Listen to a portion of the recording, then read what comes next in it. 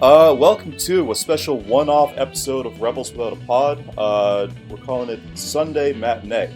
In advance of our B-movie cycle, we decided, because co-host himself, Eric, and I being, they're just somewhat fans of kind of like the genre, but not really sort of, just kind of deep-cut experts, like by any means. And with Naveen and Andy being sort of relatively kind of new to like the B-movie kind of experience and fandom, we thought for the sake of the show, we'd bring in a couple subject matter experts to discuss this like a little bit more depth.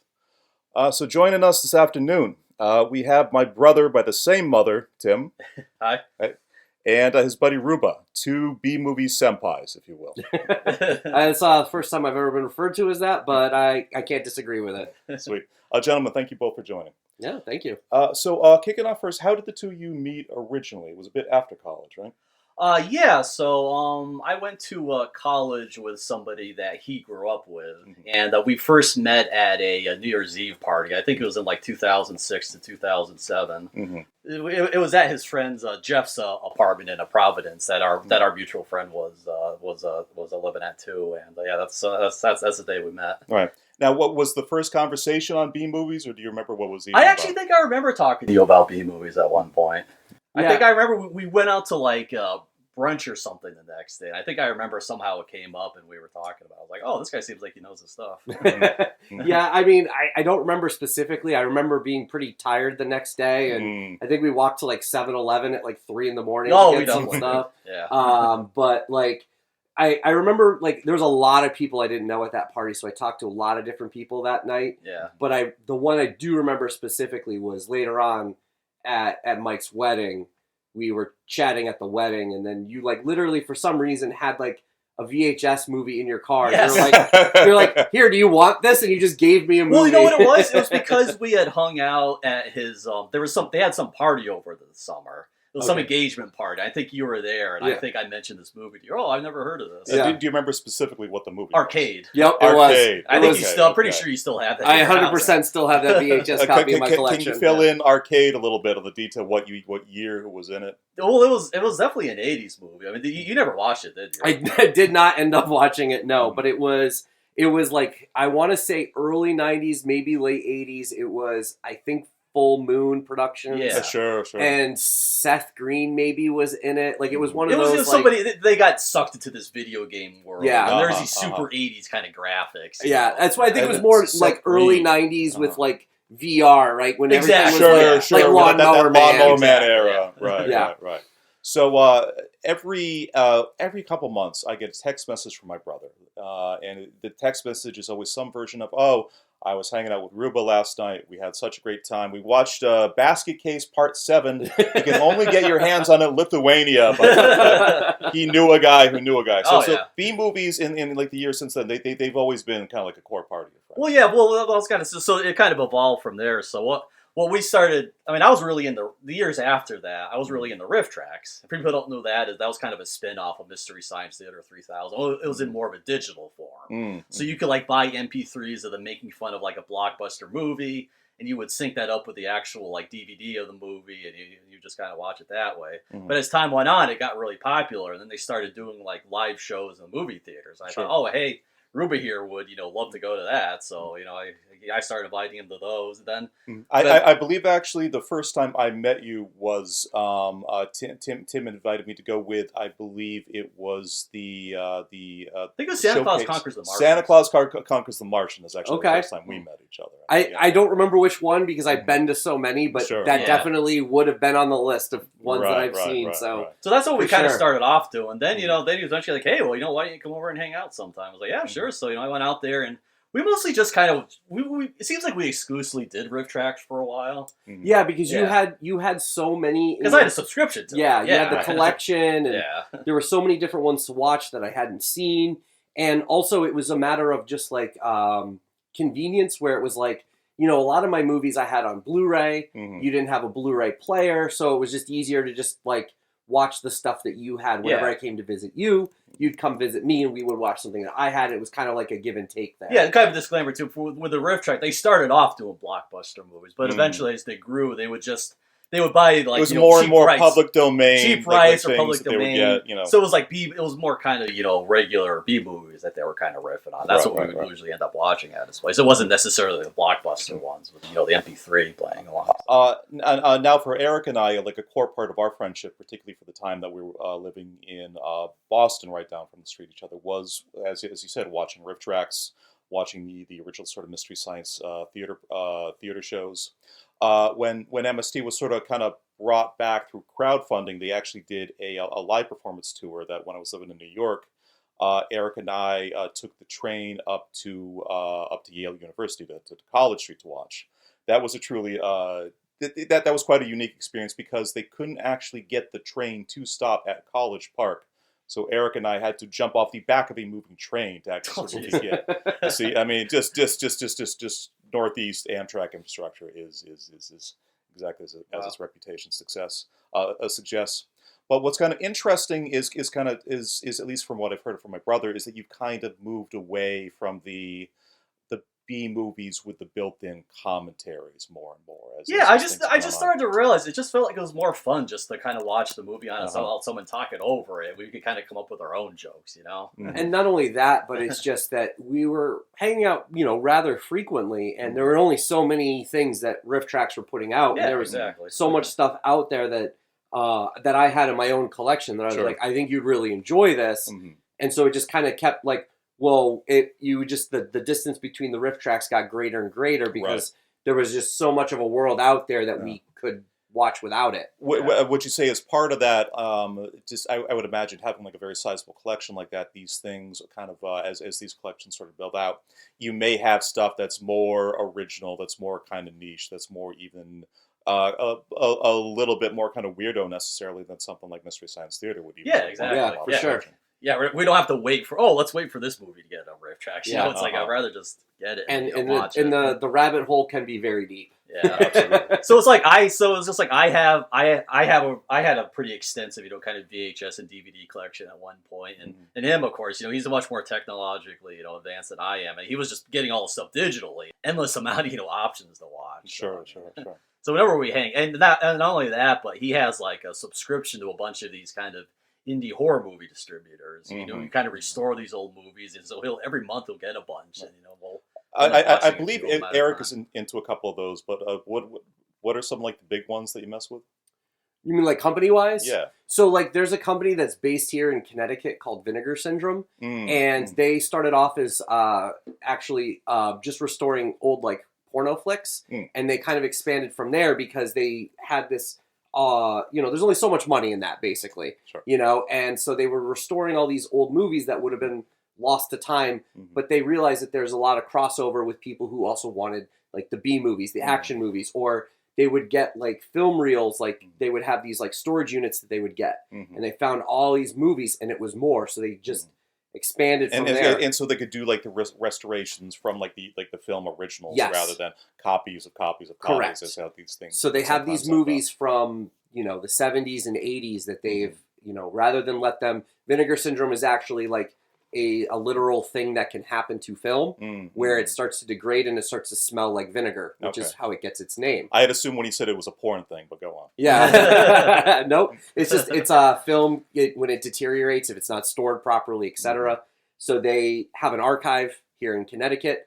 They restore these films, and so they basically have the mentality that all movies deserve to be saved. Right. Not just certain ones. This is a preservation of culture effort, and regardless of kind of where it is in kind of terms of sort of fame, popularity, culture cliche, their attitude is more just all any art at any level is still art and still worth preserving. Right, exactly. And so they'll restore things, and they've even done stuff not necessarily for them to put out themselves. Some bigger name companies will also ask them to do the restoration because, a big company like Universal Studios, they're not going to want to waste the time to do this lesser movie. So they kind of outsource it. Contracted out more easily to like a smaller company that already has some kind of sort of pipeline for that. Yeah, and they've grown ever since then. I mean, I've been a fan of theirs now probably going on 8 or 9 years. And And so I loved everything that they were doing, and I love to support something like that. So Certainly. I bought a subscription. So literally, like Tim said, every month I get a box delivered to my house with a bunch of Blu-rays, and now they've even gone all the way up to 4K Blu-ray. Oh, nice. So they are really keeping at the technology level. It's a very boutique label, as they call it. Yeah, because you pay a bit of a premium for it, but they're doing work that has that has ethics and sort of good intention, sort of. Right, and they don't kind of like, they put the same effort into it that you would see for something that quote unquote deserves it more. And so that's what I like about it, because even though it's like a quote a bad movie, right, it's fun to see it look amazing. Yeah, sure. And it's, like seeing it in the theater for the first time kind of thing. In modern podcast, in modern film podcasting, I've heard that described as a poptimism sometimes. The idea that, there is, that there's not sort of simply a single access, that movies don't exist on a single axis of sort of kind of quality or critical acclaim, and within just kind of like the sort of optimism thinking about like the quality of film, movies can also be thought of how good or interesting or unique are they, just in terms of expressions of a genre. Sure. Yeah. I mean, it's definitely something like, people have different thoughts and what they enjoy and interests. So like, if there's a market out there, why not tap into it? Because Vinegar Syndrome is just one company. There's Severin. There's Grindhouse. Severin I like a lot. There's Shout Factory. Like there's so many out there, but they also understand that like not everybody wants the physical media anymore. They so still license they're their also stuff doing out. kind of digital distribution of work. Yeah, you can get like there's and I know we're gonna talk about this a little bit later, so this is like kind of jumping ahead a little bit, but there's the Night Flight streaming app. And they have deals. They have deals with Severin and Vinegar Syndrome and all these other companies. Yeah. Night Flight, if I remember correctly, being a sort of a new wave themed programming block that the U.S.A. network would kind of do. It was back in the day. It predated U.S.A. Up All Night, and it was them kind of trying to compete with like a late night MTV, basically, at the time. Obviously, that's what Dynaman was. Right. Yeah. A Dynaman certainly is something we kind of circle back to in like a little bit, but like a fixture part of that, of like the programming block for that. Tim and I sort of grew up loving this one Night Flight show, Dynaman, which is basically taking a set of episodes from this Japanese TV series called Super Sentai, basically the precursor in the United States to what Power Rangers was. A number of Canadian writers and comedians and voice actors were working on the show, including a couple of the founding members of Kids in the Hall. And basically what they did was sort of kind of write jokes to kind of put in voiceover over all the crazy shit that was happening on like kind of this Japanese TV show, and then kind of supplementing it with sort of like American kind of British sort of like 70s heavy metal songs. Yeah, and I think another thing that if people are not quite grasping, think of like MXC later on in the early aughts. It was a thing that was on Spike TV where they took an old Japanese game show and dubbed it over. The dubbing is not a translation. Right. They're just taking the footage and making their own totally different thing. Yeah. Right. Although if you do kind of get like dug in, I have read the kind of plot summaries of every single one of like the Dynaman shows, what was actually happening in the original Japanese version, and it's if they had gone with a literal translation, they almost still may have had just completely offbeat comedy show. Definitely for sure. It's definitely an odd series, but I mean it's a series that's still going today, meaning the Japanese original that.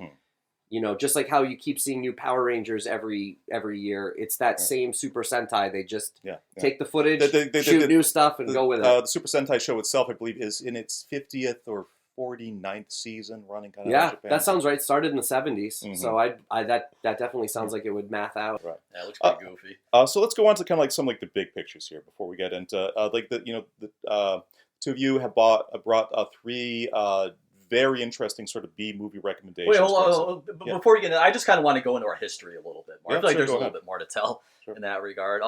So we finally kind of moved away from riff tracks, but I think what really kind of brought us together was that so Rubba works in a middle school in his hometown there, and he ended up becoming close to some of the teachers there, and and they started kind of doing these Friday night hangs, and he was like, "Hey Tim, you should really come out and hang out with us. We just kind of watch movies and kind of goof around." So I started coming over to that, and like I ended up like kind of meshing really well with these people. Right. And that was kind of one of the first things we would do is like we would do together as we would be to watch B movies at his place. And eventually over the summer, he would start having outdoor movie nights that were really fun. And all these like 10 years later, we're this group of friends that we're still like super super close. And I just feel like it feels like B movies are kind of one of the things that kind of brought us together. And I just kind of feel like that's one of the foundational things. Yeah. And from those early years, what's a particularly sort of fun night? What's a particular fun film that you remember watching together with this group? Well, I mean, I wasn't there for it, but you always talk about us surviving the game.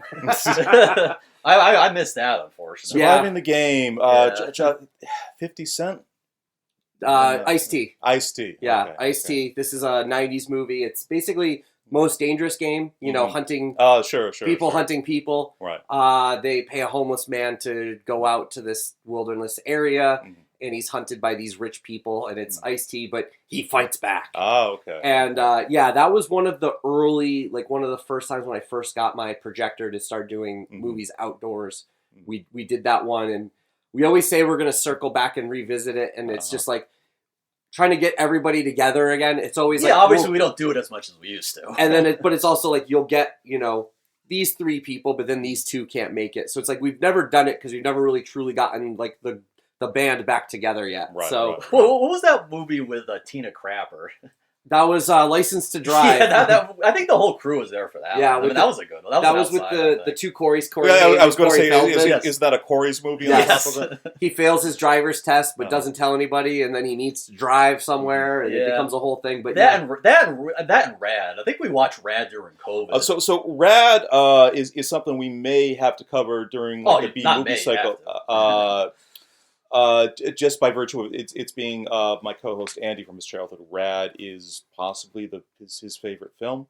Yep. A very, very young Lori Loughlin, just pre-convicted felon. You don't got to tell Rubba this. Right. And I've heard it kind of cited repeatedly as one of these kind of great sort of. But I remember we watched that during the COVID years. I just remember we were all outside, we're all sitting 6 feet apart. I just remember we're just oh my God, what is this? Well, that was a case of it was the first time that Vinegar Syndrome had put out a movie on 4K Blu-ray. Yeah, that was a big deal. So, and it had never been released on DVD, let alone Blu-ray. So it jumped from VHS and Laserdisc to 4K. Yeah.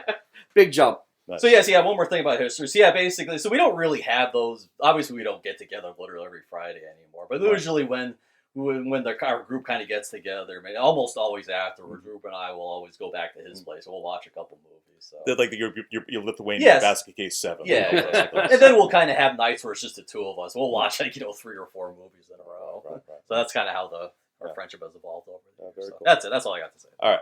So let's kind of jump right into a couple the big questions. A thing that we have kind of struggled on with the mainline podcast a little bit. Our general format is each of us pick a cycle, a subgenre of movies that we've been interested in covering. So it was kind of we've done previously everything from kind of introduction to Asian cinema to coming of age movies to sort of the more recent things that we're doing. We just kind of wrapped up a cycle of video game adaptations.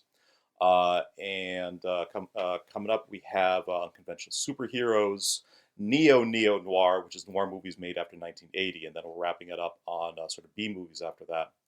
A thing that we've kind of struggled with a little bit with some of these kind of subgenres is sort of defining exactly what a movie in this kind of category, what does that actually mean? We say a movie of this type. The thing we've struggled with most previously was during our mockumentary cycle, where the only thing we really managed to figure out, not so much what a mockumentary was, but the fact that Strange Brew was definitely not a mockumentary. That's as kind of honed in as actually got it. And this does speak to the fact that at the end of the day there are really no kind of precise, concrete answers to these kind of things. But so question to put out to you: how would you define a B movie? Is there 1 or 2 specific things? Is it more kind of a broad set of criteria?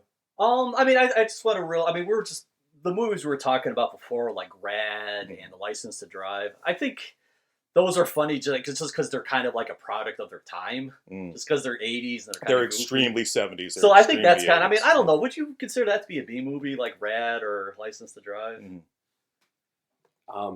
Just want to, just real quick, you keep hitting the table, and I see the microphone sorry. shaking, so I don't know if that's going to affect it. So anyway, I'm sorry. It gave us kind of like a cool sort of lo-fi vibe. I mean, yeah. This is how Nirvana got its early sound. So for me, I was thinking about this on the ride over here, that I think that I also would struggle to define what a B movie is. So to answer to like, do those count? I don't know, because I know like people will say that it started off as these were the low budget movies from the studios that would play after the big budget movie, but the B-sides, essentially. Yeah, I've seen big budget movies that I would think that would be considered a B movie. Yeah. Or I could see independent movies that are fantastic, so why would you couldn't say that it's independent? Yeah. You can't say that it's something that goes straight to video. Like, I had a trouble trying to think of how I would define it, so really all I can think of is it's more of like a, it's like a vibe. Yeah. It's like there's like a feeling to it of like, there's that judge that famously said something along the lines. I was just about to bring up like that, that one Supreme Court judge who's commented about pornography. It's like, I can't quite define it, but I know it when I see it. Exactly, 100%. Yeah. That's how I feel. Yeah. I don't even necessarily call them B movies. I used to, just growing up, would always just say, I love like shitty movies. I love bad movies. I love things that are so bad that they're good. Like those would be the kind of the ways that I described them. And so I don't really kind of lock myself into it being one particular thing or not. Right. If I watch it and there's like just this thing about it where there's like there's an a level of amateurishness. competence, but not too competent. Yes. Right. And you have fun watching it. That's my lane that I want to stay in. You have as much fun with like the competencies as sort of like the things that it doesn't quite get to. Right. Because if you're laughing because you see a boom mic in the shot, and the story doesn't make sense or it's poorly edited, but it's not a total train wreck where you're just like, I don't even know what's happening right now. Right. But you can also, like, when you're watching these movies, perfect example, just this past Friday night, a friend of mine came over, we're hanging out, and we watched Beastmaster 2 to honor the late, great Wings Hauser. Rest in peace. And there were times that we're just kind of chatting when the movie was kind of slowing down. And then you just jump right back in. You're not like, oh, wait, what did I miss? Because it really, in the end, doesn't really matter. You're trying to get from point A to point B. When there's a lull in the plot, you kind of chat, and then you can go back to when it gets ridiculous again and enjoy it. I mean, obviously, there's certain genres of movies that are going to lend themselves to that vibe. Or like, kind of old action movies, or horror, or just, 80 kind of exploitation sort of things. Or ridiculous. Low-budget sci-fi. Yeah. But like I say, like Rubba said, like it can't be something that looks like it's shot on a home video. That's not. It has to be. I feel like the best kind of B movies or the filmmaker had like super serious intentions. Like, this is gonna be this was a question I was going to ask.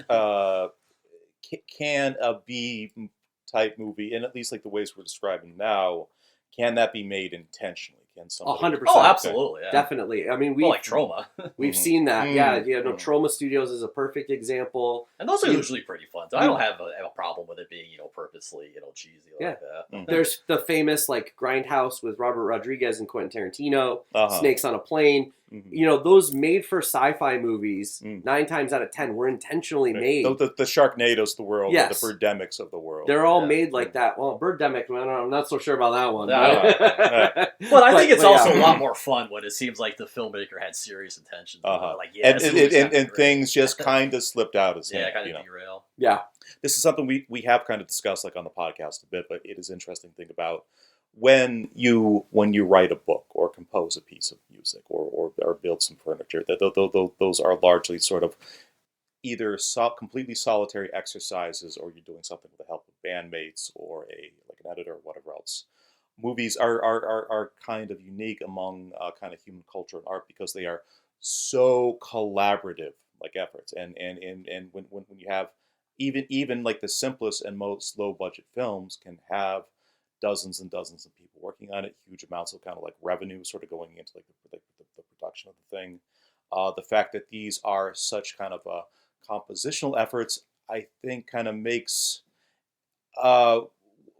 when a movie is extremely good in every kind of classical sense. It's because everything was kind of working in sync. When a B movie, when a movie slips or becomes amateurish in some kind of way, there's any of like a million different directions that can kind of slip. Maybe like the cinematography was weird. Maybe like the boom mic got dropped in the shot. Maybe the actor was just kind of purely not right for the part, like a million sort of other things. So, yeah, so it's almost a miracle every time a movie comes out and is good, because so many things have to go right, like you say. Mm-hmm.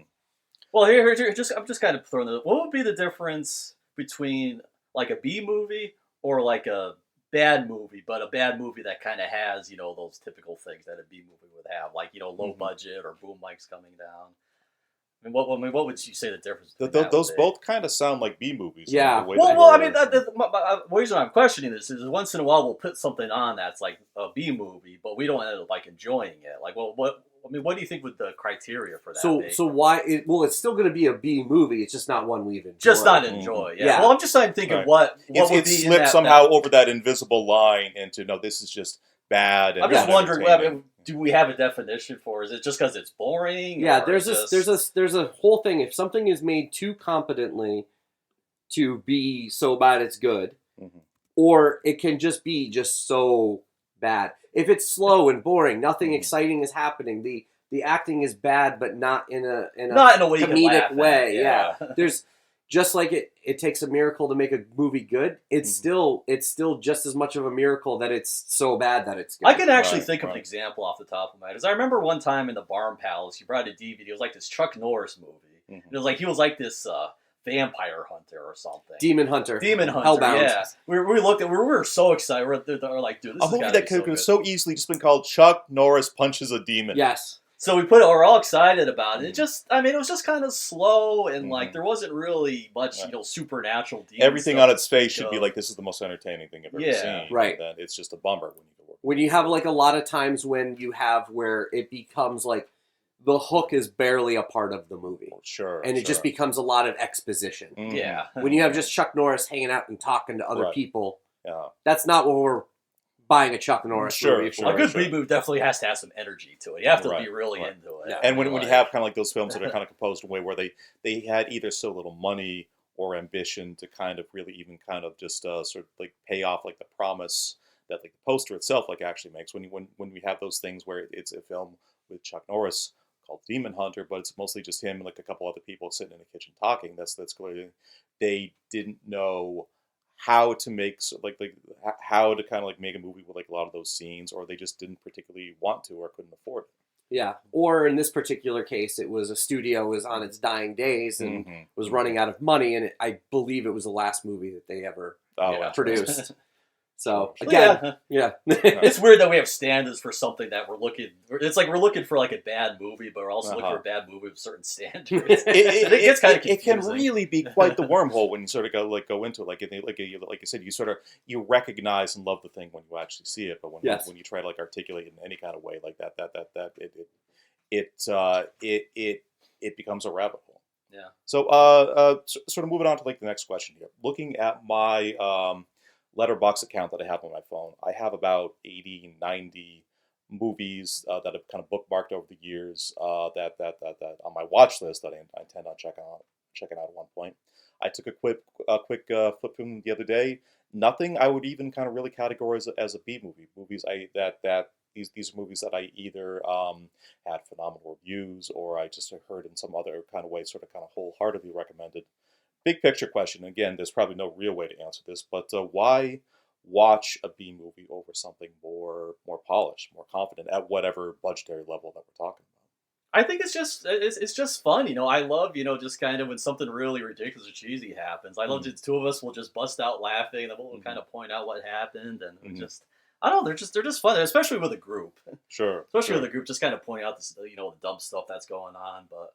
I also think personally, I kind of have like a nostalgia for B movies, just because I grew up watching Mystery Science Theater 3000. Just like a nice, just. I mean, I was telling Rubba on Friday night about how you and I were watching like those Hammer, old Hammer films, and like a legitimately interesting experience. Yeah, and it's like I love Martin.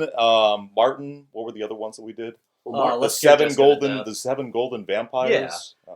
So I think it just I just kind of like the atmosphere of kind of like a bad movie like that. You know, it just kind of brings back good memories. Just because I used to love watching those so much when I was a kid.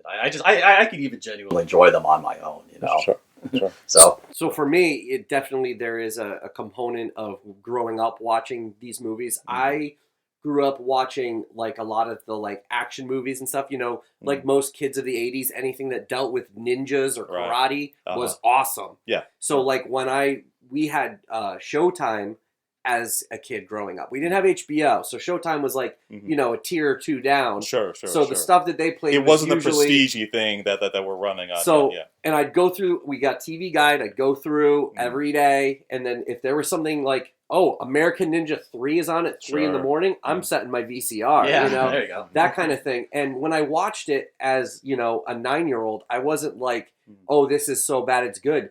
Right. To me as a 9-year-old, it was legitimately awesome. Sure. It's ninjas. So it's just, it was sweet. So like, I grew up watching all these like cheesy action movies, like going through the martial arts section at the video store and just renting anything that I could. So I grew up watching and loving these movies, and that never really went away. I just enjoyed watching movies that are just fun. Nostalgia can be a thick lens, but it can also be a connection back to a kind of more kind of just simple and sort of joyous part of yourself. Sure. Yeah. And I just think they're like Tim said, they're fun to watch. It's fun to watch with a group, and kind of like what I touched upon earlier. You don't necessarily have to stay super focused. Sure. It's a good group activity. Very relaxing. Where you can just chat with people, make jokes, whatever. You don't have to be 100% focused. Sometimes when I like, oh, there's a good movie, like I'm too tired to like have to pay attention. Sure. Or I don't want to have to read subtitles. Overcompetent sort of then becomes, well, now this is I'm watching art, and art is something worthy of to really kind of get the most out of it. I have to focus on this. I have to pay attention and be able to kind of think about this after the fact. Exactly. And I don't necessarily want to have to. I want to give it the attention that deserves, kind of thing. Sure. So there are definitely different mindsets that I can be in to watch something, and that can go for television shows as well. You know, there will be times it's like, no, I want to watch a good TV show, and then there's other times where it's like I'm falling asleep. I just want to like fade in and out of something I've seen like a million times. Exactly. Or just throw on like an old sitcom that you can just, it's relaxing and you can fall asleep to, kind of thing. Right. The other thing I like about B movies too, and just kind of why I enjoy watching it, is they're just such an option. You know, whatever you're in the mood for, you know, there's gotta be like, oh, I kind of feel like watching an '80s slasher. Oh, I kind of feel like watching, you know, a gothic, you know, Italian. Again, the giant volume of sort of it's just whatever you're kind of in the mood for. It just seems like, you know, you're never gonna have trouble, you know, picking a movie out. Yeah, they're relaxing. They're fun. I just like the atmosphere and kind of the feel of them. People always talk about like the decision hole or whatever, where they're always just like doom scrolling and they never know what to watch. I'm like, I never have that problem. Oh, same. It's never an issue. I can just go, okay, I'm going to watch this now and be totally fine with it. Yeah, you're up for watching anything, really. You're not going on IMDb. Oh, I want to read the reviews first. Yeah, no, not at all. Right. Okay, so just off the top of your heads real quick, best B movie you can think of that features ninjas in some kind of way. That's all you. I mean, we do kind of have one on the list, and you just want to defer it. We can certainly do that, but I mean, we can talk about that still. I can't think of a best, because that's the other reason why I like watching B movies is you don't have to think about something being the best. It was was I entertained? Yes or no. That's a qualification, and you can move on. You're not trying to, oh, this is a 10 out of 10. This is an 8 out of 10. But like American Ninja 3, I mentioned before, that's a special place in my heart because that was one that I stumbled upon as a kid on Showtime and wore my tape out. That I taped it and watched it over and over again. And then there's another one that's just like, if you just want something that's just like batshit crazy, Ninja 3: The Domination. Not Ninja 3: The Domination. So there was Enter the Ninja and Revenge of the Ninja that Canon Films put out, and then they made a third one called Ninja 3. None of them are related to each other other than it involves ninjas. But Ninja 3 is the most insane because it deals with, this is, again, from the 80s. So you have an aerobics instructor that gets possessed by the spirit of a ninja. Amazing. Do I need to say any more? No, you do not. No. All right, you're asking why I enjoy B movies. I think half of it is just his enthusiasm and knowledge. Just out of nowhere, he just always to a thing that you said earlier, and this is absolutely something I've kind of bumped into, sort of kind of like living by myself for like a bit, is like the experience is so much better in if not a crowd, at least with one or two like other guys in the world. Just kind of going through these things. by yourself can be a little bit tiring, can be like a little bit trying. Oh, 100%. I've definitely had it where I've watched movies that I knew that I would enjoy otherwise, but it was on my own, and I was like, meh. And then there were other times that, it was the best time in the world. Right. And that's why I'm still very much a big fan of, like, going to the movies. Absolutely. Because even if it's not with people I know, when you can feed off of that energy, going to something like the Alamo Drafthouse where they're doing an all-day movie marathon, and I can just go and there. You're there with strangers, but people that are also on the same wavelength. Exactly. You have their like-minded folks. Really, really so much. Yeah. To the story that I spoke to earlier, the live Mystery Science Theater show that, Eric and I went to kind of at Yale back in the day would have been fun on its own terms, but because we were in New York, we took we took the Metro North up to what was trying to be a drop off at College Park Station. The fact we had to jump off the back of a moving train to actually get to this thing, just so sweet. Yeah, you definitely feed off the enthusiasm. If somebody you're watching, obviously that's why I like watching, just because you love everything. You have a very infectious laugh, so it really makes kind of. I think that's part of the. Having a buddy with a good laugh adds so much. You definitely feed off of each other's enthusiasm. Having a buddy with either a good laugh or somebody that is just a complete evil mutant like Eric is. Yeah, just makes these things so much more sense. I think it can go the opposite way too, because I've definitely had a group over. And you're going to watch something, and then when nobody is feeling it, if they're not on the same wavelength, it's like when I put on the Gilbert Gottfried stand. Yeah. That could be a little awkward. Yeah, so when you don't pick something great, it can actually have a very opposite effect if everybody's not on the same page. Sure. But that's why I love going to you say it's an experience to adding to the adventure of it all. Where I went to a drive-in theater that did a marathon, and I'm going to get my food at the concession stand, and I drop everything everywhere. I remember that. I'm like. Oh, I'm that guy now that's making somebody have to come out and clean something up, and I'm trying to help, but now I'm missing the movie. But it's I remember it. It's part of the experience. It's not always just about sitting and watching a movie. There's the other elements that go to it, go with it. Well, on that note, let's kind of move on to the three very interesting recommendations that you sort of. I just want to say I picked these three out. Okay, I spent a lot of time. And much like when Tim pitches a movie for us to watch, I go, okay, sure. Yeah. Well, I think that the three my brother picked, we got different decades. We got three movies here that represent sort of wildly divergent kind of sets of things that we can kind of talk about. But the first one we have here is a 2009 film called Silent Venom. Now I got a little intro paragraph here. Silent Venom. It's a horror thriller. Directed by Fred Olen Ray, starring Luke Perry, Krista Allen, who will be very, very familiar to anybody who was a teen boy in the 90s, and that's a knowing laugh, and Tom Berenger as Navy Admiral Bradley T. Wallace, holding a 11% positive rating on Rotten Tomatoes. This film follows an American submarine whose mission is jeopardized when it is invaded by a horde of and this is direct from the IMDb page. Genetically enhanced poisonous snakes. That is 100% accurate. Okay, so all right. So a little backstory though before we start talking about the movie. So I live on an apple farm, and half of the year I live in this little apartment that's attached to our barn. We call it the barn palace, albeit ironically, it's actually not really a palace at all. But so back in the day, Rubba and I used to watch movies in there all the time. But it was super rustic for a while. All I had was a tube TV. Right. I had a DVD player, and I had a VHS player. So the only thing we could watch is if we had something on DVD or VHS. And so Rubba kind of reminded me of this recently. He was like, "Yeah, Tim, I remember when I used to come out there back in the day. I never owned any DVDs because I'm not a savage. So I'd always have to stop at a gas station on the way there to pick up some DVDs so we would have something to watch." I would go to the $5 DVD section, and I'd just be like, this will be fun tonight. So that's where you got Silent. That's 100% how I found that movie. I never heard of it prior to that point. In full disclosure, I could not on a cursory YouTube search find an English language trailer for Silent Venom. There was some stuff weirdly in Hindi. Yep. But that all checks out. Yeah. It was a $5 DVD I found at Cumberland Farms. Fred Olen Ray, actually, if you were to look him up, he was a very prolific B-movie director. He did a bunch of movies. So he knew what he was doing in terms of I know how to make a schlocky movie that will get people to watch this. Right. And so this is post snakes on a plane, Uh-huh. so we're going to do snakes on a submarine, basically. Right. And this is kind of from a 2009 very, very meme humor era. That's kind of the kind of the burgeoning period of this thing kind of coming out. 100%. And I believe that it was like, something that they were like, look, we know we can make this cheap. Uh-huh. We know people will buy this movie on DVD for $5. We know we can get some money back by selling it to the Sci-Fi Channel, and they'll play it on a Saturday afternoon. Yeah.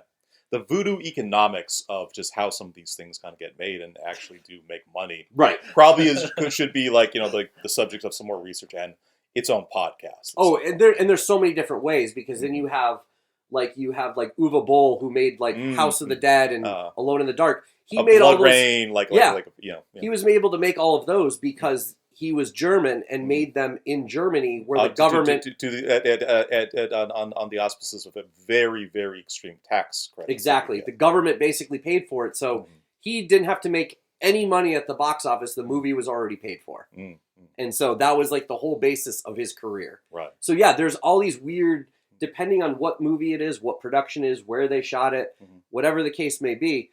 So that's why there are so many of these movies out there, there's always that glimmer of hope that this is going to be the one that, even if you make a little bit of money, it's enough to keep the lights on and you can keep going. It's enough to keep the career going for the actors, for the directors, everybody else in the production company. Interesting things, sort of looking up on IMDb. I was reading, just kind of going through the cast list and thinking, oh, Luke Perry must have died right after this. How sad. He lived another 10 years and made another 39 movies after this. He kept making movies. He was barely past the halfway point of his career. He ended up kind of having a little bit of a resurgence being in the Riverdale TV show. Sure, that was the big one. But this was definitely at a low point in his career, and I just remember being sold on that, because I love that element of here is a has-been or a never was. But for the time period, 90210, a show my Japanese girlfriend watched as a teenager on the other side of the world. Absolutely loved him. Now he's on a submarine fighting snakes. And I grew up watching 90210. I loved the Buffy the Vampire Slayer movie. I remember going to see 8 Seconds when he was the bull rider. He was very much a prominent figure in the 90s. So. Everybody certainly remembers the Krusty comeback special and the reveal that he's Krusty's younger half-brother. Oh, that's right. I forgot about that. He gets shot out of cannon at the end. Yes. Goes flying through a sandpaper factory. He keeps screaming, "My face! My valuable face!" Yes. Oh man, I forgot all about that. So tell us about this movie itself. I mean, honestly, I haven't rewatched it since we watched it, but I mean, I think the thing about that I really remember the most, and I remember we were just laughing our heads off when we watched it, but when they were in the actual submarine, the submarine set was so freaking cheap looking. Right. They just put all this just kind of random switches and dials and flashing lights. The Batman 60s TV show where the back computer is just a bunch of flashing lights. Everything is clearly cardboard. It looked worse in the Batman. It looked like... It's just switches and flashing lights that they would just kind of flick at random just to make it look like they were doing something and not just standing there. And there was no order to it. It was just totally random. And these are supposed to be people who live on this submarine for months at a time, but yet they were totally fumbling around, not knowing where things were, hitting their head, going into the doorway. We definitely saw a few scenes going to reach for the phone when somebody calls and they reach in the wrong section. That should be muscle memory if you truly live there, but that added to the joy of watching it. Yeah. You got Luke Perry, who were just dude, how far have you fallen? And you can't even figure out how to flip a switch. And Fred Olin Ray what has your valuable face brought you at the end of the day? And the director's probably just you know what? We're not going to get a take 2 because who cares? This is going to be part who cares? Of the charm. Plus, we can't afford the extra film. Yeah. So and then you have the really, really bad CGI snakes. I honestly was it only? Did they even attempt to do anything practical? Was it just only CGI? I think when you first see them, where it's here's the container that's just filled with snakes. I think that one was we're going to do real snakes here. Right. But anything after that, it's going to be that CGI. It's just PlayStation 3 graphics. Looks like I think that's even being generous. A couple generations back. Everything's still got to be in standard definition. Sometimes that will happen too when you watch a movie that then gets remastered in HD. You can tell that the special effects were done with standard definition in mind, so it doesn't quite look the same. Right, Even Jurassic Park. Now we're talking a huge budget movie, this and that. The way it was made was the special effects were all done in widescreen. Okay. But if you watch a full screen version of the movie, there are literally sections where the special effects just stop. There's Really? no feet to the dinosaur or whatever. Oh, because interesting. it was made for the widescreen presentation of the theater. So and compressing everything down to like a standard definition sort of TV, like they didn't even. It was interesting. They didn't even kind of think that far ahead to kind of do like the puppeteering or like the renders. Yeah, they just figured no one will notice, and then now everything's widescreen again, so you don't really see that much anymore anyway. So just like little things like that can happen where you just any corner you can do to kind of save a little bit of money, even on a big production like that. Right. When you start changing formats, new flaws can become present. Sure. So like things like boom mics and stuff like that, maybe it was that they were shooting it, intending it for widescreen, and so you're gonna matte and crop off the top and the bottom to make it widescreen. So if like the boom mic comes down like a little bit, but doesn't sort of drift into like the what's like the widescreen space, like exactly that's salvageable. So circling back to Vinegar Syndrome, they put out Dolomite on Blu-ray. Great blaxploitation film with Rudy Ray Moore. There are 2 versions on the Blu-ray. You can watch the widescreen where you do not see a boom mic, and you can watch the open matte version, as they call it. Okay. And they call it the boom mic edition because you see so it throughout egregious. the movie. Yes. Interesting. Yeah, I really don't have anything else to say about Silent Venom. I mean, we definitely watched that a while ago. But I wanted to just because I remember we were just laughing so freaking hard how cheap the submarine sets were in that. If anybody's ever watched a made-for sci-fi movie, you know what you're getting into. Yeah, you know what it is. One location for 85% of the movie with a bunch of actors where you're like, there's like one actor that you really know, and then the others that you're like, I think I recognize them from something. You said Tom Berenger. Tom Berenger played. He was like the general or something. Yeah, but he's maybe also the one Admiral who's in it the Bradley T. least. Walsh. Yeah, he was in it. Yeah, exactly. Right. Yep. How were the performances generally? I mean, he was Luke Perry. I mean, he had that kind of low voice of his still. I mean, he's definitely older than I remember him. Obviously, I hadn't seen him in anything since the 90s. Nobody was bringing their A game. Yeah, they were bringing their B movie game for sure. Right. Yeah, that was. I will never forget a mutual friend of my co-host Eric and myself, who has not been on the podcast yet. He's in the entire pantheon of people that we know. He is our absolute dream guest. He's been a little tough to track down. We've been referring to him on the podcast only as Max Fontaine. But a few years ago, Max Fontaine spent a certain amount of time, doesn't matter where he was or what he was doing, but he was on a submarine. And then when he got off the submarine, he called me up and he said, "Thank God I'm not on the submarine anymore." I was like living in Lower Manhattan at the time. He's like, "I need to celebrate. So happy to not be on the submarine." I'm like, "What?" And so I'm like, "What would you like to do in New York?" He's just anything, just anything to kind of take my mind off what like the last few months and years have been like. So I signed us up for a submarine-themed escape room. Man, that's funny. So we're going. So Max gets into town the first day, and he's like, "Johnny, I'm so happy to be here. The Big Apple. Oh man, like, what do you got planned? Like, just I'm up for anything. What do you got planned?" I'm like, "You're gonna really enjoy this, buddy." So we go down to Chelsea. We find this building on this little side street. We go up the elevator. A bunch of people in the waiting room for like the escape room, and then the coordinator comes out. She's like, "Everybody excited to be here today?" And Max actually stood up and cheered because he was just so pumped to like doing it. And she goes, "Okay, great. Who's ready to escape the submarine? Because it's about to be attacked. It's a little scary by a giant octopus." And everybody else went, "Ah!" And the look on my friend's face is one I will sort of treasure to my memory. It's that perfect combination of like, he hated me, but he knew how funny that was. It was just really, yeah, a true friend. You'll know you'll know what you can get away with. I mean, I'm always busting Tim's balls, so I get it. You would do that to me in a heartbeat. You wouldn't even feel bad. Yeah, this went leagues beyond what I should do, but it's just game. Not only should, but must recognize that. Worst vehicle to be snuck on with stakes. What comes to mind?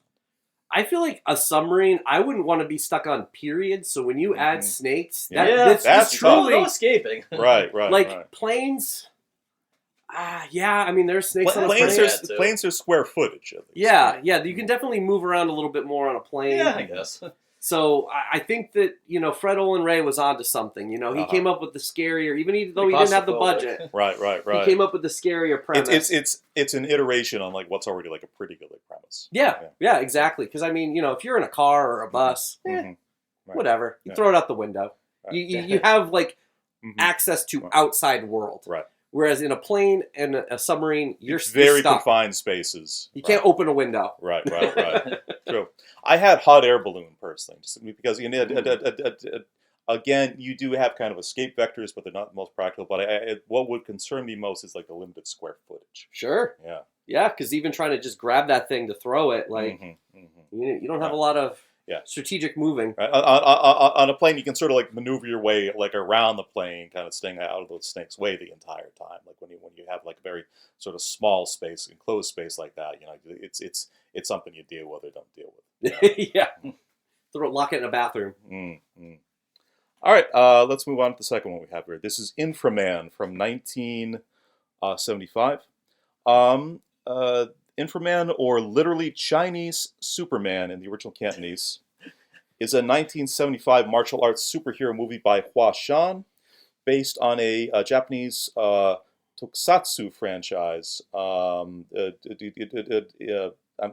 sorry, based on the Japanese tokusatsu franchises like Ultraman or Kamen Rider. Tokusatsu, to my memory, literally is a Japanese phrase for kind of special effects heavy. So these things similar to kind of Dynaman, what we were talking about earlier, very, very close to the format of things Americans would be kind of familiar with, like Power Rangers or Voltron, I think, are the closest sort of cultural touchstones that we have. This was not hated by Roger Ebert in a very, very early review, maybe one of the most early reviews I've read from him. Gave it 2.5 stars.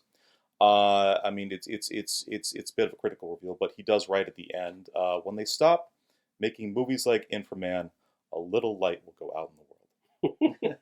So tell us about this one. So just a little backstory, dude.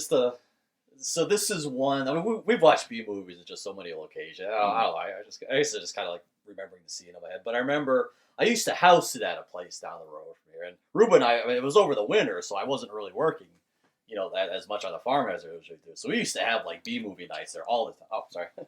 So we used to have B movie nights over there all the time, and this was one that we watched there. I just remember I remember specifically the ending. Just the two of us were just in absolute tears at the end battle there. I mean, it was just so goofy and ridiculous and poorly edited. Could you give us a little setup? What's the content? Who is Infra-Man? Who is he actually battling against? I think the whole thing was just it was like any other kind of Power Rangers Super Sentai setup. But I one thing I remember about the movie was I feel like it kind of had a little bit of that kind of 70s kind of kung fu aesthetic to it, kind of combined with kind of, the cheesiness of those kind of, with the rubbery monsters. The rubbery monsters and the colored superheroes the hero, the martial arts heroes having the very kind of bright primary colored jumpsuits in the helmets. I think there was one main villain, but it was the other one, they were just constantly sending, these monsters and all these kind of minions after these guys all the time.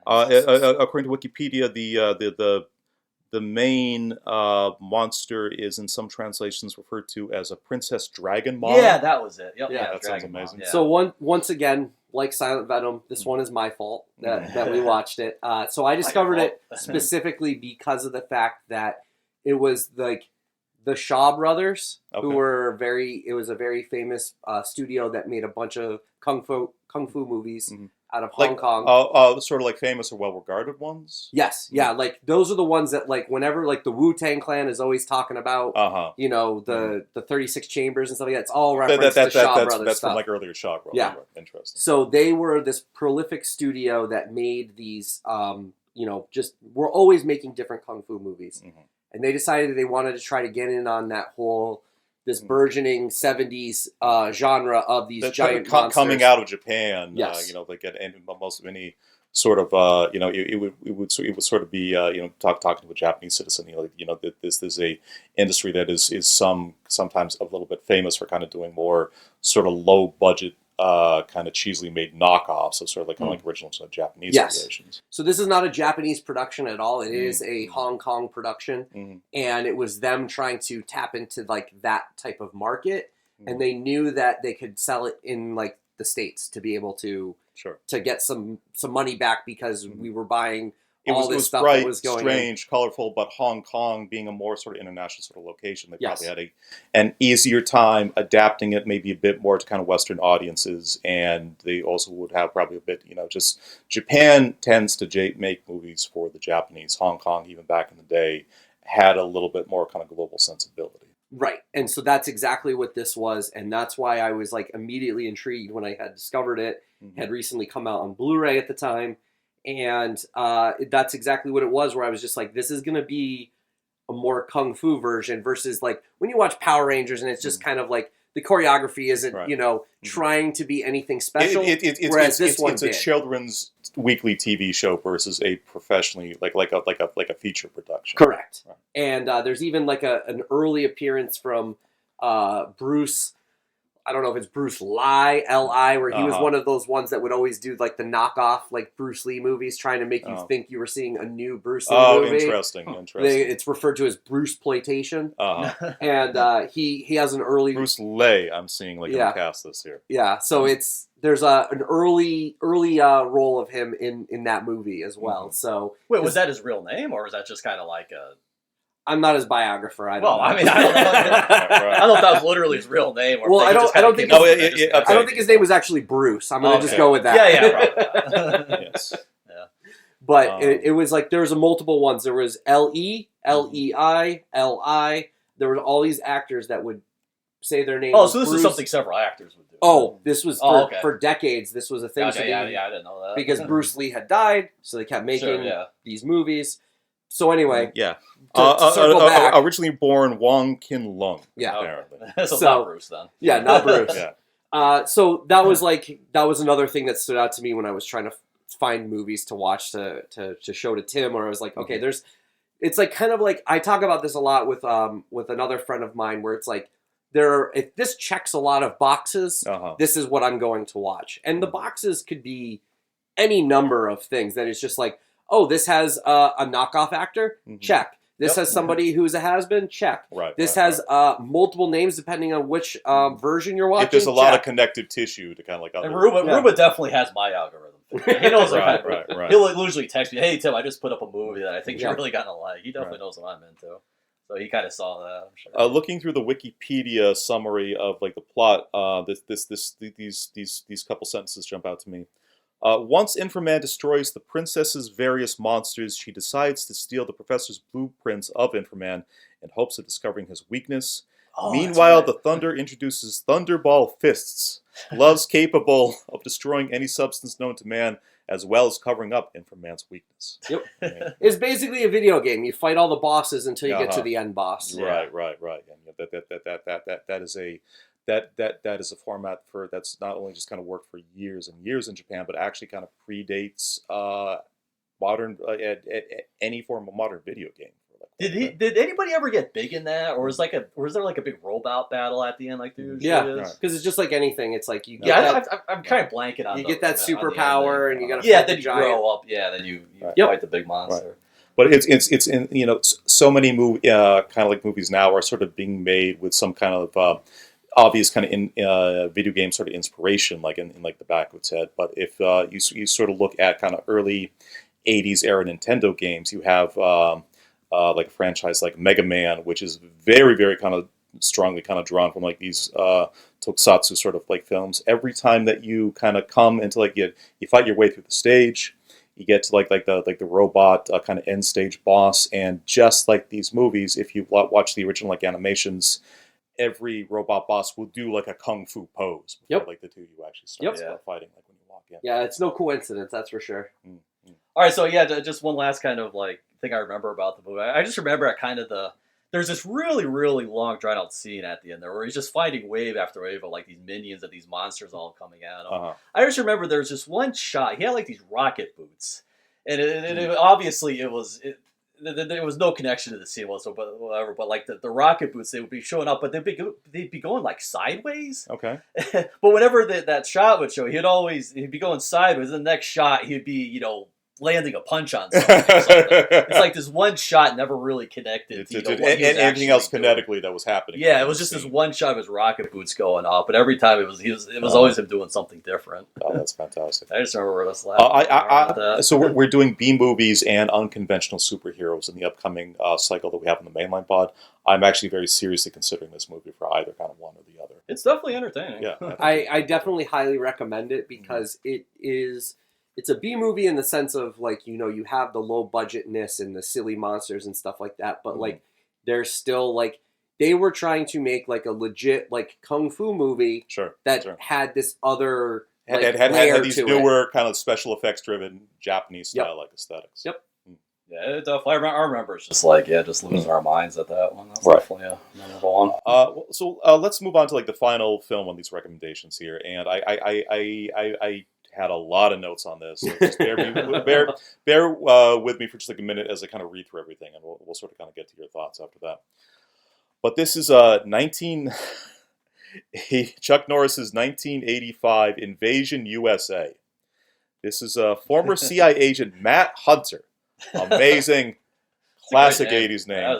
Matt Hunter must battle an army of Latin American guerrillas disguised as Coast Guardsmen who attempt to take over a suburban town in southern Florida.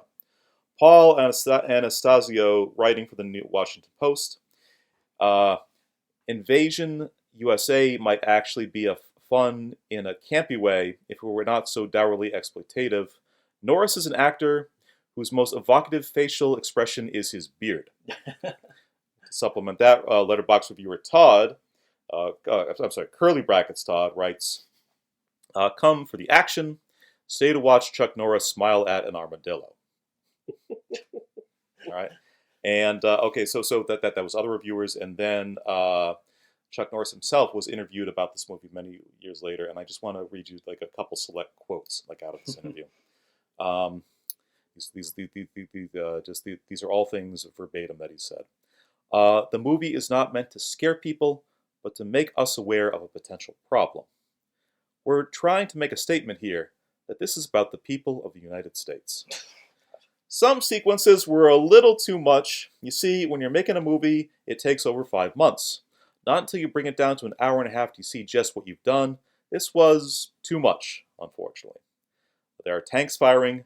Helicopters are flying among the real buildings. It's like it's a battle like in Gone with the Wind, one of the best action battle scenes that's ever been done so far in movies. So just despite what the rest of us say, he had like a very high opinion of this thing.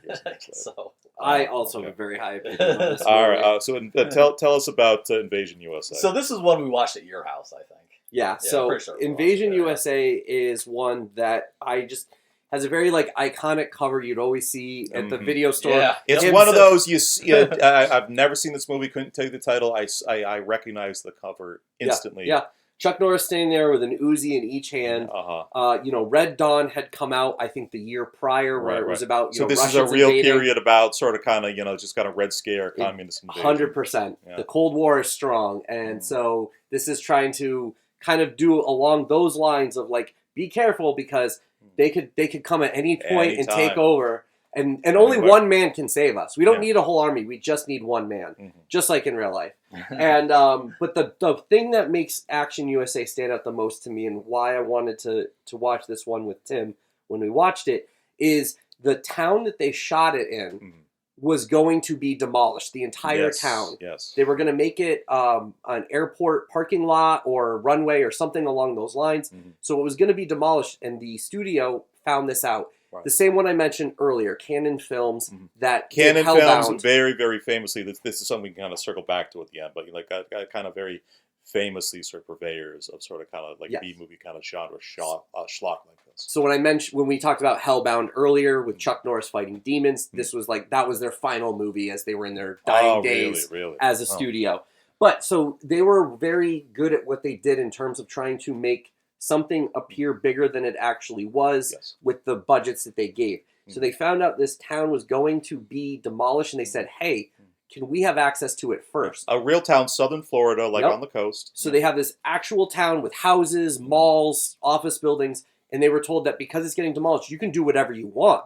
So that's why tanks were driving through mall storefronts, why rockets were blowing up homes. Like anything that you would think would be in a much bigger budget movie was in this lower budget movie because they were really blowing that shit up. They were just destroying this town. They had the kind of things that they would have to sort of build the town from the ground up on a much higher budgeted thing. Yes. The kind of thing they would have to do in giant sound stages or warehouses or whatever else. They just serendipitously. It's kind of like when you find these like westerns that are shot in those old like western towns that they keep to look like the old west. Right.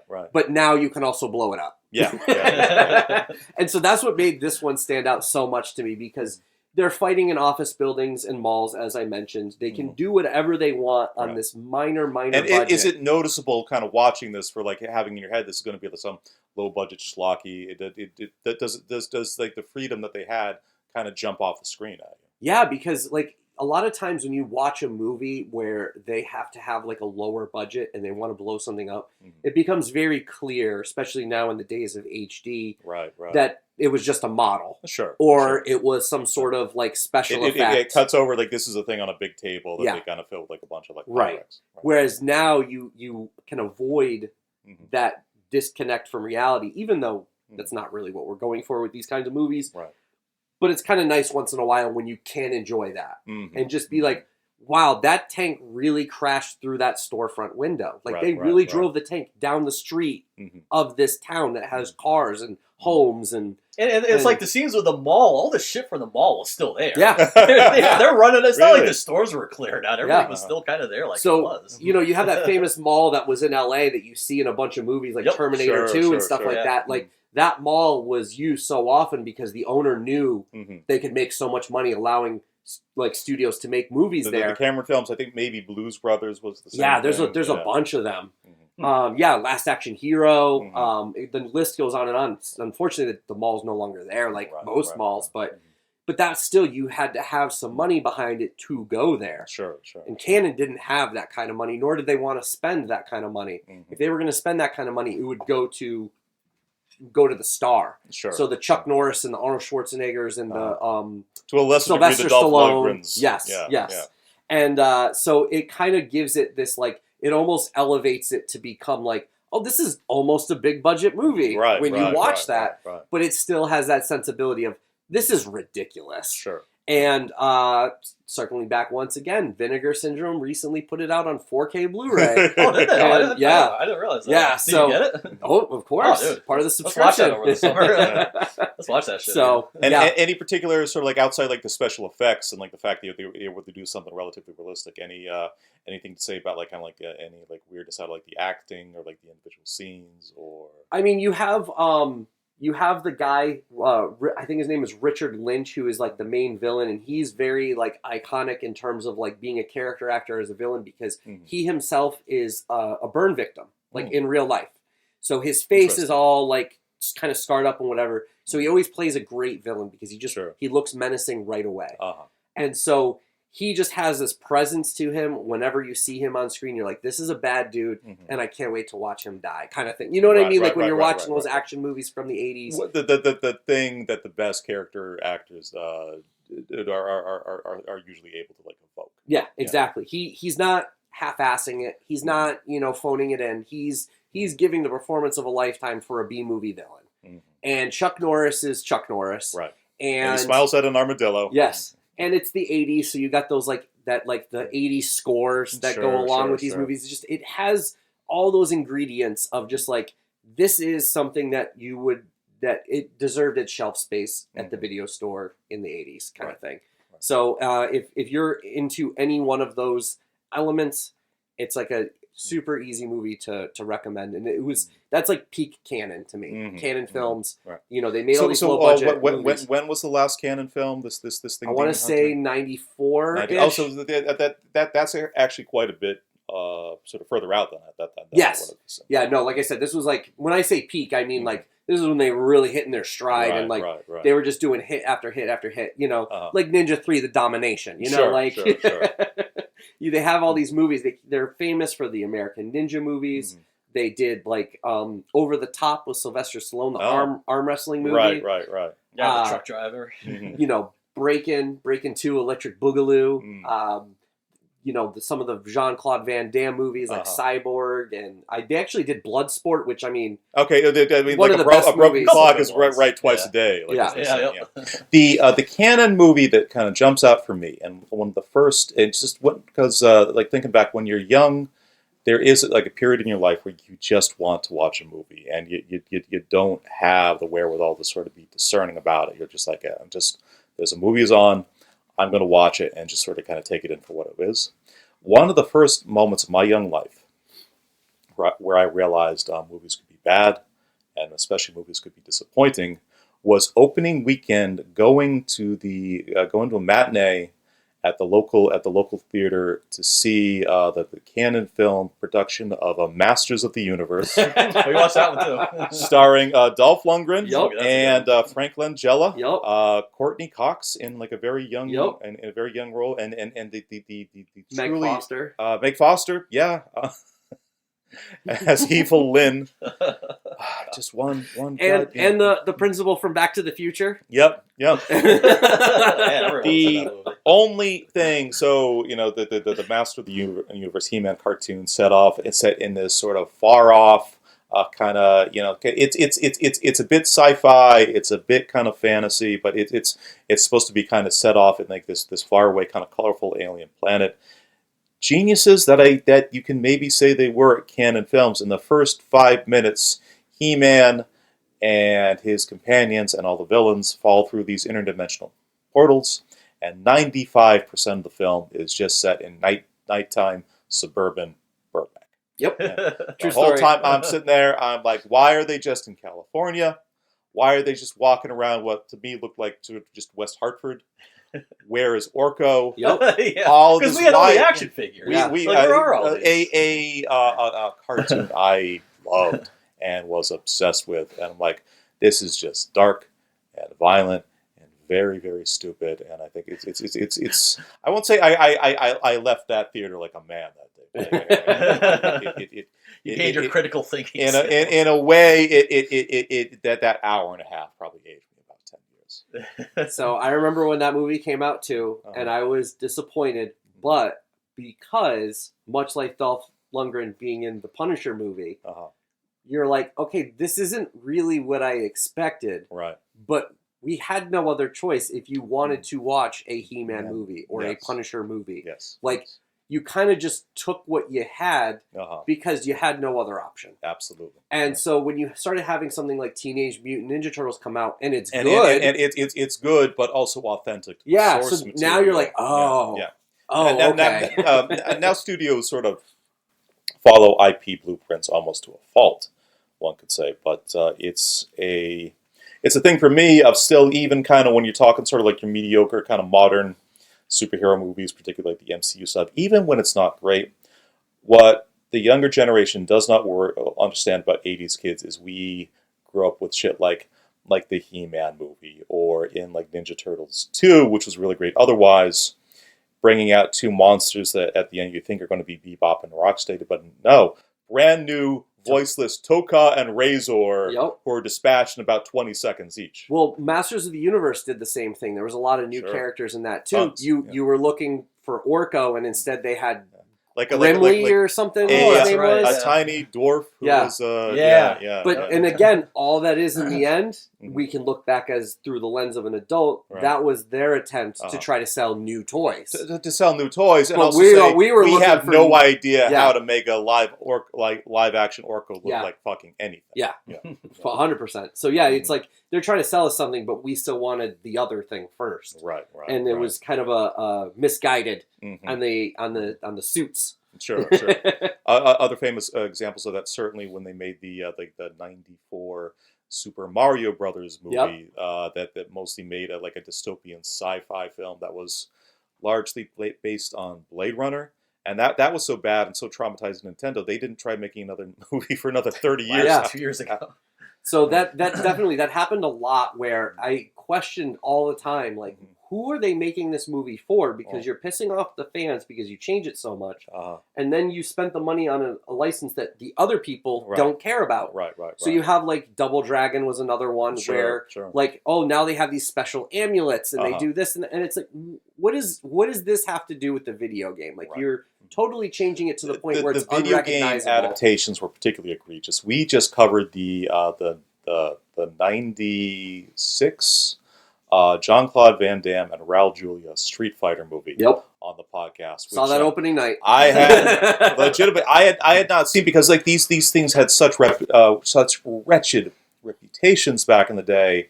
Even though being a movie nerd and a video game nerd, I would see, oh, there's a live action Tomb Raider coming out. There's a live action Mario or Street Fighter. Like, I want nothing to do with this whatsoever. Street Fighter movie watching in 2025 was actually tremendously entertaining. Oh yeah, it's Van Damme is on so much cocaine the entire time. It's the magic of Hollywood, right? There's like not Hollywood especially runs on now cocaine. watching in high definition. Like, you're going like, there is not a single scene where he isn't just sweating buckets and rubbing his gums like Jerome Biggums. Yeah, and I remember seeing that. Like I said, opening night. And so what was your impression? And I thought it was like, again, you're just like, this is so different.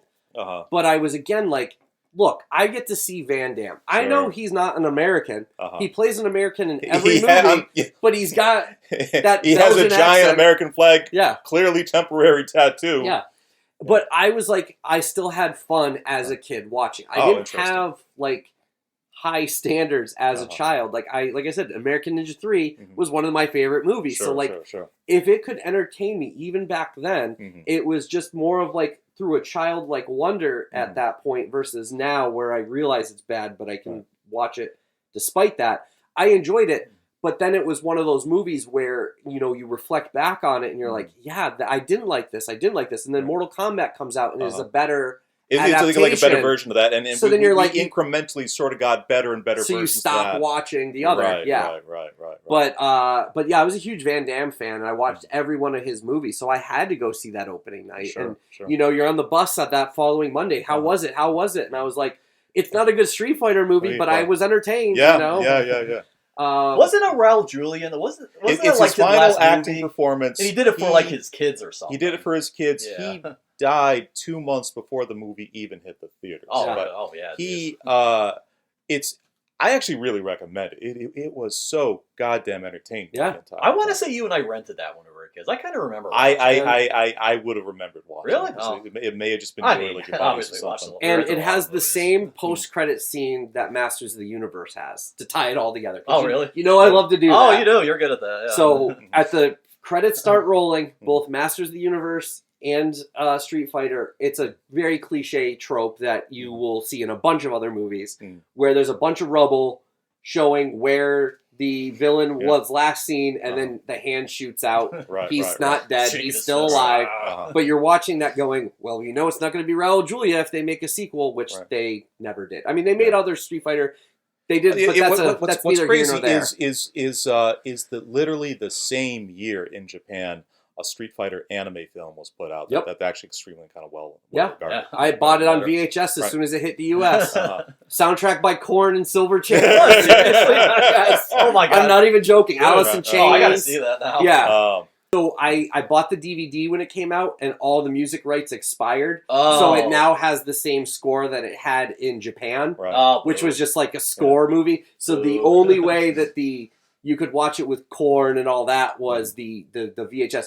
There may have been like when it first came to DVD, but that's long out of print at this point. Right. All right, well, you got to get it. Street Fighter. We want their Korn.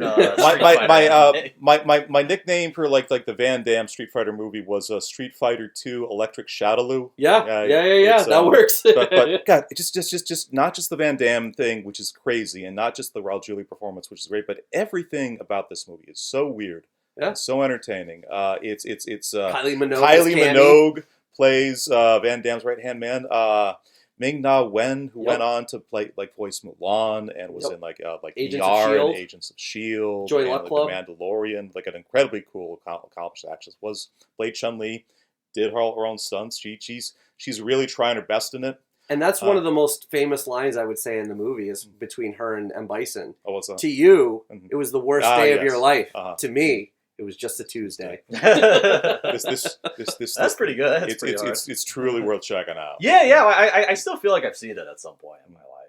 Anyway, so I just had a quick story to say about Invasion USA, just to kind of bookend that a little bit. Okay. But I remember, so basically, there's 3 things that give me the hiccups. It's when I'm overstimulated, when I've had too much beer, or if I'm laughing too hard. So at the end of the movie, we were talking about how, like, when they're in the mall there, they're just kind of just totally wrecking the shit out of it. It was just totally off the top. He was laughing really hard. I was laughing really hard. It just felt like it was just all too good to be true. But all 3 of those factors all kind of converged at once there. I just got the most violent hiccups I've ever had in my life. I remember that. That was... That's the effect of the Red Menace. We used to call them the Invasion USA hiccups because it was the worst case of them that he ever had any time we had gotten together to watch a movie. Yeah. So like the last 10 minutes, like I couldn't laugh, and I wanted to laugh, and my body wanted to laugh, but it wasn't allowed. You couldn't even kind of get oxygen. It was just that's how good that movie was. It ceased most of my bodily functions. The last time I touched a THC edible was about a decade and a half ago, and that was I read a long thing about this on the that I'd written on the podcast we did on the movie, but Santa Claus and the Ice Cream Bunny. We went in, my buddy and I, not knowing what that movie actually was, and he had brought like a couple sort of kind of pot cookies ahead of time. I knocked one down, and the movie is about like an hour and 40 minutes. To me, it felt about 9 days long. But I'm there, and like there's a scene early in Santa and the Ice Cream Bunny of Santa gets his sleigh stuck in the sand and like the beaches of Florida. His reindeer all fly off because Florida's too hot for them. So there is this child endangering scene of them trying to push different barnyard animals into the front of the sleigh to kind of get it. We watched that, didn't we, Rubba? Yeah, it was Riff Tracks. That was right. Yeah, like the Riff Tracks one. And I was laughing so hard that I had a real moment of like my throat closing up and being completely convinced that I was going to die. So you don't have that problem. No, just laugh and laugh. It doesn't really affect you. And you mentioned child endangering, and it flashed me to there's a movie called Fatal Termination. Fatal Termination. It is a Hong Kong action movie. And I went to the Alamo Draft House, and they did a marathon that I was there for. And they basically said, like, they gave a little, like, intro beforehand, and they said to the audience, they go, look, we know this movie is a little bit slow to begin with. Right. We want you to stick with us. There's a reason why we picked this. Trust us on this. You just need to go. There is a moment when the movie flips, and then it's just insane after that. And the whole movie, there'd be these little moments where I'd look over at my friend and be like, was that it? Was that it? Was that it? When it happens, it happens. Unambiguously. They literally are hanging a child outside of a car by her head while it's a car chase scene. It is going down the streets of Hong Kong with this child literally hanging and dangling from a car. The rules are different in that part of the world. Yes, and at least at that point in time. Why was the child dangling out? She was kidnapped. Oh, she was kidnapped. Her mom was chasing after her to save her. And from that point forward, the movie it goes to 11. Like it is nonstop. It's very slow build to that moment, but once that moment hits, the movie is just on, and you're just like.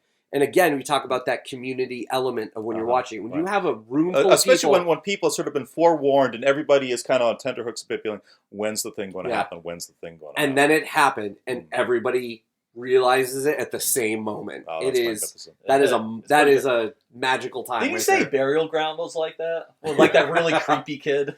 Yeah, but for different moments. Yeah, that was. Yeah, that one seemed like it was pretty good in the theater. Yeah, cool. Awesome. Let's pivot away from kind of B movies like a bit, like to wind down. Me and my buddies had like about a year or so ago the very original idea of why don't every week 4 dudes from New England in their mid-40s sit down and talk about movies. But here's the catch: we're also a little bit funny. We're also a little hacky and off-go. So we were very proud of ourselves for kind of joining the. Probably at this point, tens of millions of other podcasts that are out there, like just following kind of the exact same format. You, however, Rubba, your own personal history, this was something you did kind of, from what Tim tells me, quite seriously for a bit. Yeah, so there was a bit of time where I kind of almost stumbled into it, which is I did podcasts for independent wrestling. So professional wrestling at the level before you get signed to a major company like WWE or AEW. And I kind of just stumbled upon it. So we mentioned earlier, like, how I worked at a school. And so I work in the special education department, kids with special needs. And a lot of kids were fans of wrestling. And I noticed how, like, you know, they were kind of always looking to see something that they could latch onto and not always finding it. And there was an independent wrestler that I saw on a show who had cerebral palsy. Oh, really? So, you know, his mobility wasn't, he had not a severe form of it, and he was able to still wrestle, but, you know, his right hand was pretty much unusable and this and that. And I saw him at a show, and I just was talking to him afterward, and he was wearing a Street Fighter II t-shirt. Oh, okay. And we just started talking about video games and stuff like that. And I was just like, hey, would you want to do like an interview? And my idea was like, I don't know what's going to happen of this, but, you know, maybe I can, you know, show it to the kids or something like that. Like, you know, you can be whatever you want, you know, these people are just like you and I kind of thing. And it just kind of snowballed from there because I started like following independent wrestling more at that point in time, where I was traveling all over the Northeast to go to these various shows. I had been into wrestling for quite some time, and you know, funny enough, it was what got me into wrestling was that it was basically a weekly B movie. Like, it's bad acting, it's bad action, it's but there's something silliness. Fun and compelling, and maybe even like a little bit emotional about the stories that are exactly. And so, like, I had been going in it for a while, and so when not to get too deep into it, but like WWE basically became the only game in town. Wasn't really doing it for me. That's when I really discovered the indies, and it was a very different product than what WWE was doing. I was more into it. I liked the element of smaller shows, smaller crowds, more intimate settings, almost like going to like a punk rock show, you know, as a community to it. It's a bit underground, a bit DIY. 100%. Right. And so I would travel all over, going to shows in Maine, Pennsylvania, Ohio, whatever the case may be. And I just started getting to know a lot of people and realizing that we all have a lot of similar interests in, you know, movies, similar and interests, video vibes, games. energy, all the rest of that. Right. So I just started talking to people, and I was like, well, I can't keep buying all these tickets to shows and buying merch and doing this. So I was like, what is something else that I can do? And so I took that interview. How do I go from being just a straight fan and consumer to something that I can put a bit more of myself, a bit more of my own kind of smarts and creativity? Exactly. And plus, just financially speaking, I just need something I could do a little bit less expensive on my end. Sure. So I took that interview, and I got in touch with a lot of other people, and those people would get me in touch with other wrestlers or other promoters, and it just kind of snowballed from there, where I was basically every week having a new interview with somebody. Really? And we would talk about whatever they wanted to, and a lot of times it would go back to video games because you mentioned, you know, the tens of millions of podcasts out there. Right. Trying to do something that would make it stand out. A lot of the wrestling podcasts were kind of doing the same thing, asking the same questions over and over again. Gets a bit tedious. So I was like, okay, let's give the fans something else to latch onto. And getting to know all these people, I was able to really start helping promote shows where we started doing like live streams of like roundtables where I would get a group of wrestlers on, and it was like a Q&A session that they could answer questions from the fans that were watching, and then they were promoting an upcoming show or whatever. And this is like, you know, we're talking a decade ago now. So like doing something like Google Hangouts, which is now Google Meets, you know, it's such a common thing these days. But that's then, not where the technology, that's not what the standard available thing is. So I don't want to say like I was like a groundbreaker or anything, but it was like I understood the potential of what the technology could do. But unfortunately, I think I was a little bit too ambitious where I knew how to do it. That doesn't mean that these wrestlers know how to do it. You know, helping them install an app or and now the baseline is particularly kind of like post-pandemic. Everybody off the top of their head knows how to join a Zoom, how to like set up a Google. And I see it all the time now, where there's all these interviews with wrestlers all over YouTube, where the wrestlers just doing it from their living room on their webcam on their computer because they have to do it so often. The software has basically become so turnkey at this point. Exactly. Right. So I was a little bit too ambitious, and I think I got a little bit too reliant on like, oh, I booked with this person. This is what I'm going to do this next week. But what would end up always happening was something would come up. That person would get injured. That person would have to go into work. These are independent wrestlers. They can't. They have to support themselves. They still have their own 9-to-5s. And so it started happening more and more. Where not that it was necessarily getting stood up, but I was not a priority, and I totally understand why. Sure. And so there would be these bigger gaps in between when I could do shows. Then I was working more too, so it was hard to try to find that balance of coordinating when I could meet up with these people or do a over the technology type deal. Right. And the gap just started getting bigger and bigger, and then it started being where I was repeating. Like people were asking me to be on again, but then it was like, well, now I've like done the 4th show with the same person, and it's not that they don't deserve it, but how much more conversation, how much more content? Exactly, because now it just becomes you're just pitching whatever the latest show is, and so it kind of had this like. Not an intentional end, but like I kind of noticed the gaps were getting bigger, and I just finally said, it ended up having it kind of going the way of all things, right? And to their credit, now a lot of those people now are signed to one of the 2 big companies, and they're making plenty of money now, and they were just doing their grinding away at doing anything. And I'm not taking any credit for that. It's just I was a piece of that puzzle where. They had to do whatever they could to get their name out there, and I was just one of those things. And that must be sort of very satisfying to you, sort of looking back, because you were there's a difference at the end of the day with these things of like I was just a fan versus in some small but still probably very interesting, useful way I was part of a scene. And And unfortunately, like now that scene is changed a lot because time goes by, the audiences are different, people get older. When AEW started, for anybody who's not familiar with professional wrestling, they're like the number 2 company now, and so by creating competition, more people need to be signed to these contracts. So the indies had a flood of talent leave because they're all now getting these contracts. Because now all of a sudden there is a legitimate way for us to kind of like sort of monetize. Exactly. So now I'd be going to these shows, and it was like the talent wasn't quite there yet. It wasn't at that level of entertainment.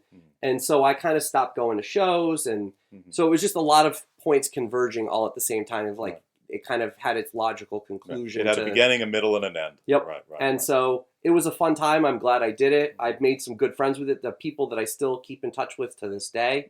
That again, making connections is not always about wrestling. Sure. I have one friend I talk to very regularly who he is a signed wrestler right now, and him and we talk about B movies all the time. We're always recommending stuff to each other because, again, that rabbit hole is deep. So you always want to find that next dopamine hit of watching something that you haven't seen before. Right. And so we're always recommending stuff to each other. Just so much about friendship at the end of the day. It's just I not to kind of oversimplify like any element of this, but so much of it is like we're in the same place and interested in the same shit. Yep. 100%. It doesn't. It can start with one thing and morph into another, and that's okay. Sometimes you just need that hook to get you started, and then as you grow and evolve and age and anything else, it can go in any number of directions, and that's all okay. Yeah, very cool, very cool. Well, gentlemen, let's wind it down here. One kind of very quick last question for the panel: could you guys kind of recommend, sort of putting B movies aside for a moment, could you recommend something that you've seen recently that is legitimately on any kind of critical or sort of execution level? Are there any individual A movies you want to shout out, truly great things that you've seen recently? I've seen a few.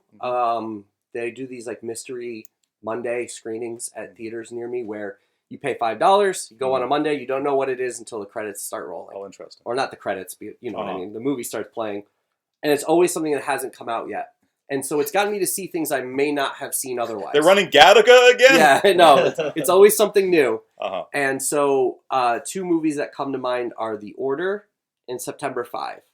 The Order is about, it's a true story based on a book written by an FBI agent who had to infiltrate a white supremacist group in the early 80s. and it's Jude Law and Nicholas Hoult and Ty Sheridan. Sure. They all are doing these investigations, trying to find out what this group is doing, where they are, and how they can stop them.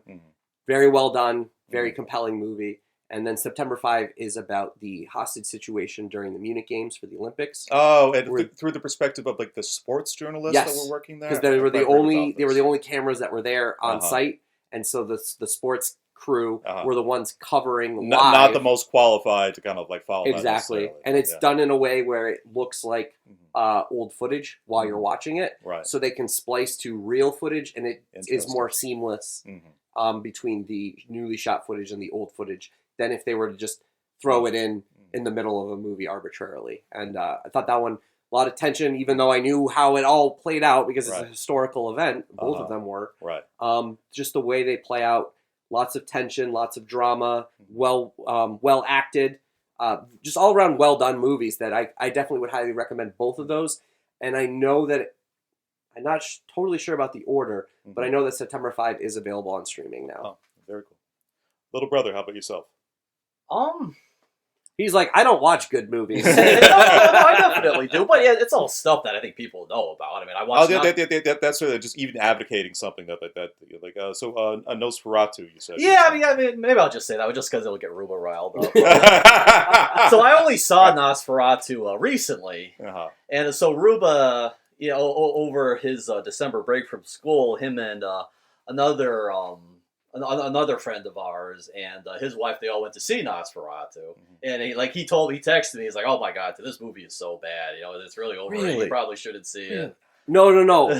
You're misremembering it. I said it's terrible. I bet you're going to love it. Well, a little passive aggressive. No. It wasn't even about taste. It was because, like you said earlier, I know your algorithm. I know what you're gonna like, and I was like, the atmosphere, the costumes, the sets, everything about it is gonna totally be up Tim's alley. It just wasn't for me. Your thing. Okay. So I watched. I absolutely loved it. Yeah, just like you said, all my like check boxes were went off with that. Right. What was kind of funny though was he was kind of ranting about this other movie called Companion. Like he actually went to go. It was kind of I've seen both. Saw it. Yeah. But he actually went to go see it twice, which he rarely does. So my thought was just like, wow, that must be a really, really good movie. He went to see it twice.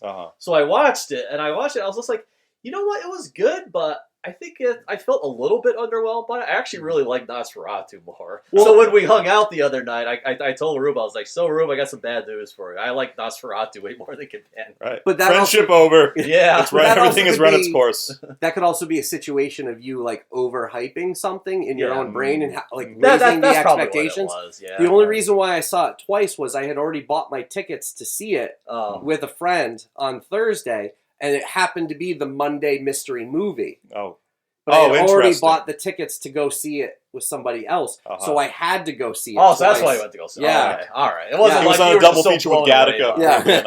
Yeah. Actually, I do have one movie I could. It was actually like a good horror movie. So we were talking about Hammer films before. And actually, I wouldn't even really consider those to be, B movies. Those are actually like the production on like some of those we've watched recently is really quite well. Yeah, so like I before you came home, I watched one called The Devil Rides Out that had a Christopher Lee in it. It was absolutely phenomenal.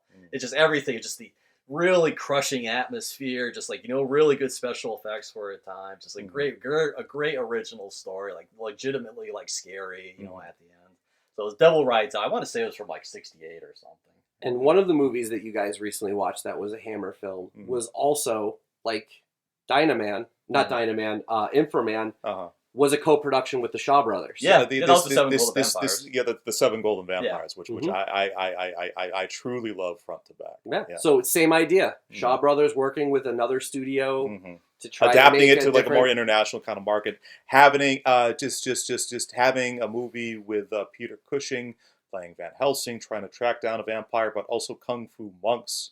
Oh, it was just astounding. Yeah. We should definitely watch that. I wouldn't mind watching that again. Yeah. So much happened in it. Companion and Nosferatu, both movies I've legitimately really, really enjoyed, personally, out of what I've kind of seen recently. Nosferatu, one of the best films I've personally seen that sort of depicts something that some men go through in their lives, of like their wives and girlfriends, and how they had like the one ex that they're a little bit weird about. Doesn't come up in like a way that sort of makes you feel threatened, but every once in a while she's like, yeah, he had bad skin, weird mustache, tried to bring the plague to Western Europe, everything else, but I hope he's doing okay. Nosferatu was so goddamn delighting for me. But my personal recommendation to put out to you, a relatively recent indie film that's come out, made for astoundingly a budget of I think $150,000, but it's a film called Hundreds of Beavers. I have it. Okay, have you seen it? Not yet. It came in. It was part of the Vinegar Syndrome subscription. Oh, really? Yeah. Oh, okay. A truly incredible film that tells the story of a French Canadian apple grower and applejack distiller that has his orchard destroyed by hundreds of beavers, and basically the entire movie is him attempting to get revenge on the beavers. The film is kind of a combination of Buster Keaton, Tex Avery, and Metal Gear Solid 3. This guy just sneaking around through the Canadian wilderness, and it's just the imagination and the originality and the humor of this goddamn thing. It is for me easily like the best sort of new thing that I've kind of watched. I'll definitely watch that too. Yeah. So, Tim, Rubba, this was a phenomenal conversation. It was so much fun. Thank you kindly both. Thanks for having me. Yeah, that was a blast. I will share this with my co-host, and hopefully this is a little kind of great jump off to our own time watching. Yeah, well, Rubba has endless things to talk about. Yeah. This is the tip of the iceberg. Thank you so much, Bill. Yeah.